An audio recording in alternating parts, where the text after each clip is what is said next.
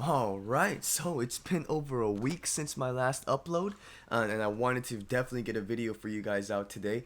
As you guys know, or if you guys don't know, I just got married the other day on June 22nd. It's been a crazy, crazy, crazy week and month to say the least. We had some friends over after we got married, and hey, baby, it was the 22nd, right?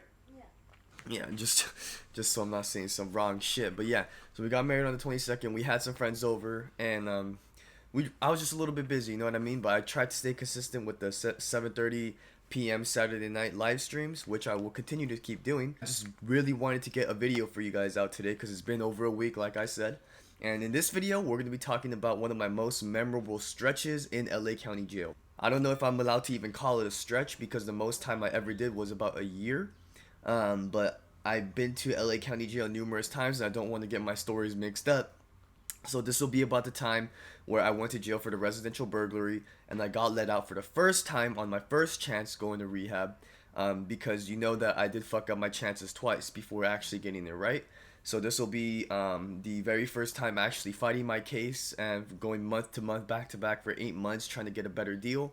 And this will be the story on that stretch. I'm sorry, I don't know what else to call it. My stay, my bid. It was only 8 months, so let's just get right into the juicy details. Men's Central Jail, going into Men's Central Jail was wild to say the least. If you never experienced LA County Jail before, then what you can expect is when you get into booking, you're going to be processed, you're going to be changed out, but before you get changed out into your LA County Jail blues, you have to go through a big, long, long shower. Now this was my one of my first times seeing the big shower in the men's central jail, and it's just like a long ass hallway with the fuckload of showers, and everybody needs to take a shower. Now you could be weird and just take off your clothes and walk to the other side like a lot of people do. Like half the people actually take a shower, and then the other half just kind of walk their way past. And I don't think it's mandatory, but you still have to go through the court tank. I mean the shower tank. Now, in light of all this COVID-19 and coronavirus, I'm not sure if they're completely mandatory showers at this point. But when I was in there, all you had to do was walk to the other side if you weren't comfortable taking a shower, I guess. And after I was done with the shower part, I was put into the medical unit cage. And what this cage is basically one big pod with no beds, just benches, TVs, some restrooms, and it's just a big cage. You're behind these bars and you're waiting for your first or last name and your booking number to be called in order for you to be medically screened and all of that stuff. Making sure you don't have any existing health problems, seeing if you need any special needs as far as diets and such. And this is just where all the medical processing happens. Now, at the time that I was there, the booking, the whole medical process took about three. It felt like to me for 3 days, but in reality, I think it was only about a day and a half or 2 days at the most. And mind you, this is a day and a half or 2 days without having a bed, coming down off of meth, hungry as hell, only being fed what they are giving you, which is a little bag, a sandwich, a milk, a juice, and a cookie. And I'm just sleeping, waking up, and I'm probably missing my booking number because I'm asleep half the time. So that's probably why it took me a day and a half to actually get medically assigned, because if they call your name through the microphone saying, "Hey, so and so name, booking number, please come to the bars," and if you don't come, they're not gonna come inside of the cage and look for you. They're gonna call the next person up. So you kind of gotta be awake, but it's hard to be awake because I'm coming down off the drugs. You get me? So yeah, I was in the medical housing unit for at least a day or two, and after the medical housing unit, I immediately automatically got a job at the kitchen dorm. And in men's central jail, the kitchen dorm is not actually a dorm, it's more of a long cell block with multiple cells. They leave the gates open so you can like mingle within the hallway.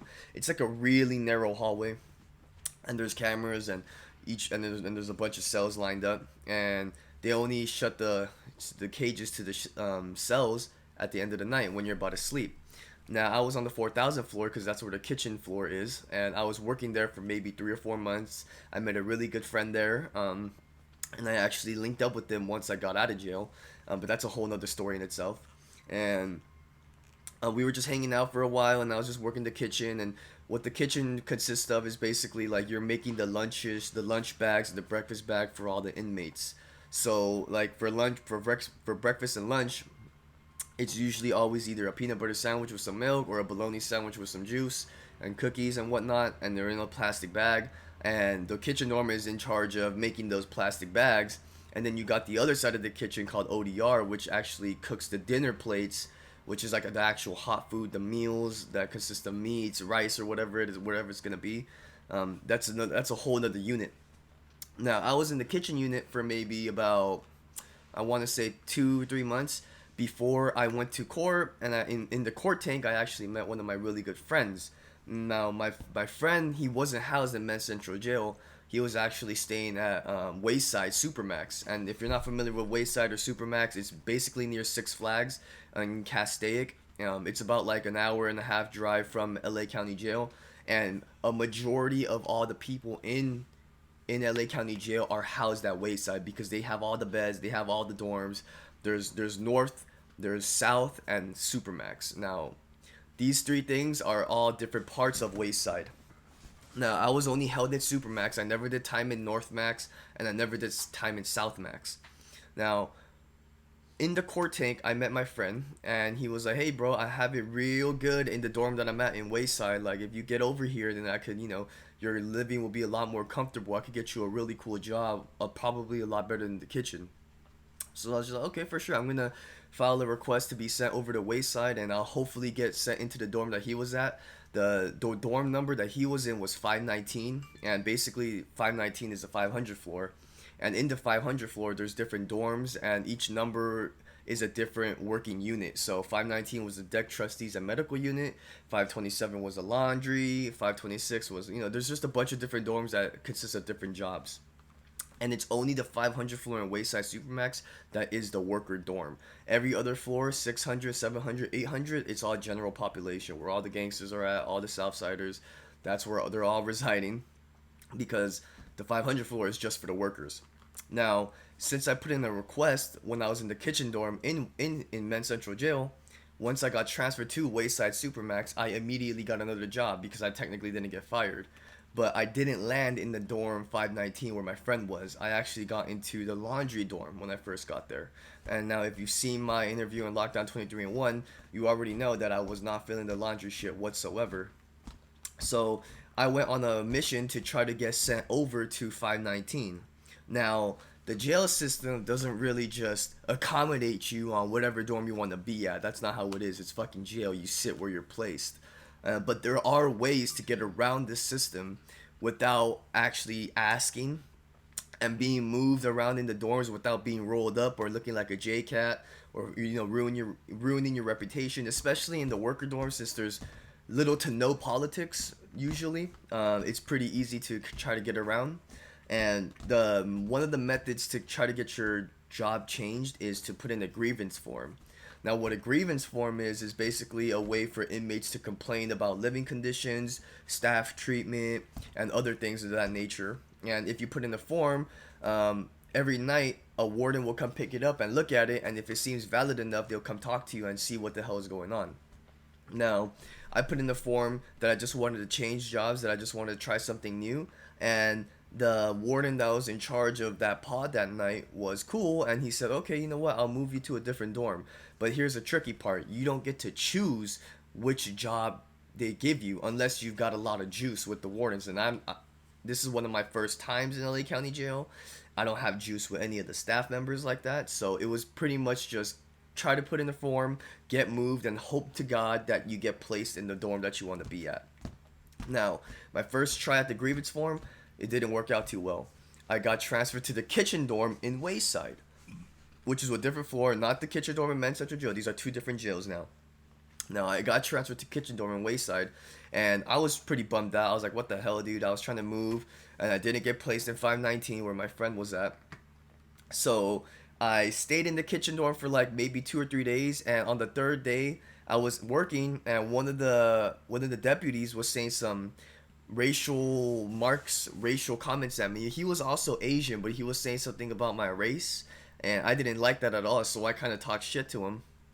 And he sent me back to the dorm saying that you're fired, you're going to get rolled up, you're going back to general population.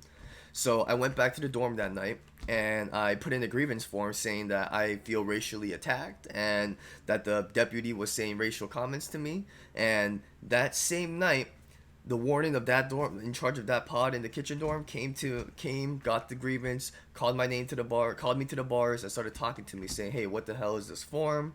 Like, what are the racial comments? What do you want to do about this?" And pretty much at this point, he just wanted to work with me so that he didn't want to put in the grievance form, hurting his fellow co-workers' reputation. He didn't want this getting out of hand, so he tried to work it out with me on the side, saying, "Look, dude, what do you want out of this? And can we just keep this quiet if we give you what you want?" type shit. And I was like, "Yeah, bro. All I want to do is get to 519, the dorm, to be, working as a deck trustee, and I'll be happy. And then you could get rid of that grievance form. I don't give a fuck about that form." And he said, "Done." He made it happen. That same night, I got all of my things and I moved to dorm 519, where my friend was when as a deck trustee, and he was working at the 519 dorm is like one of the most desirable dorms to be at in Wayside because they have a 24-hour program, meaning that the TV is on all the time. They have a vending machine inside the dorm. Now, a lot of the dorms don't because you have to like pretty much get permission from the deputies to be able to leave your dorm into the staff lobby and but purchase things from the vending machine. But 519 has a vending machine within the dorm. And on top of that, 519 also consists of the best jobs inside of the jail, which is called the deck trustee position. Now, what the deck trustee is basically a janitor and a floor buffer. But the cool thing about the job is that you get to go all around the facility. You could go to the different pods, the different dorms, because you're in charge of pretty much giving. You're not in charge, but when the deputies want to give inmates either soap, plastic bags for cooking spreads, new blankets, new towels, they're not going to hand it to them themselves. They're going to give it to the deck trustee so you can hand it through the bars to the corresponding dorms that need these certain things. Now, that was one of the best jobs that I've ever had because it just really makes the time go by and you can hustle on the side because people want to trade stuff within dorm to dorm, and the only way they're going to get it past within the walls is basically the deck trustee. Now, my job there didn't last too long. I got fired because I got caught trying to move some stuff from one dorm to another because I was a rookie. And I got fired and I got sent back to general population in 600 floor. Now, in 600 floor, that's where you have no jobs. There's only a program for about 8 hours a day, and it's just complete ass. Now, that is going to be a story for another video because the 600 floors, the GPs and all that, that's where it actually goes down, the fight nights, all that stuff. So I'm going to try to keep that for another video, but we're going to be talking about more my LA County Jail stories as a worker and just how to get around the system and all that stuff in this video. We're going to skip the whole 600 part, and eventually while I was in the 600 floors, I got sent back to 500s because you can wait 30 days after you get fired to get another job. And I did that, and I got really, really lucky, and I got put into a worker dorm back with my friend in 519. And I did the remainder of my time there fighting my case, and I eventually got the 6-year joint suspension deal with the 1 year in county jail and the 1 year in rehab. So that pretty much concludes all of my worker fiascos and like work stories within the LA County jail system. And the other video will definitely be talking about the fights that I got into in LA County Jail, being tested and having to prove myself and all that type of stuff. Seeing people getting smashed out because there's a lot of jail politics in the 600s. Yeah, that's pretty much it in this video. I hope you guys enjoyed this video today.